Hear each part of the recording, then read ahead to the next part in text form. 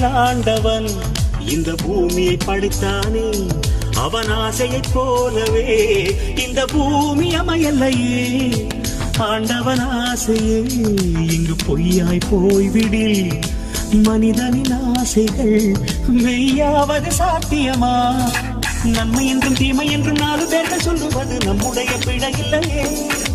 துன்பம் என்ற சிப்பிக்குள் தான் இன்பம் என்ற முத்து வரும், துணிந்த பின் பயம் இல்லையே.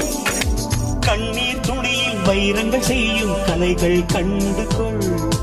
காலுக்கு செருப்பு எப்படி வந்தது, முள்ளுக்கு நன்றி சொல். புயல் மையம் கொண்டால் மழை மண்ணில் உண்டு, எந்த தீமைக்குள்ளும் சிறு நன்மை உண்டு.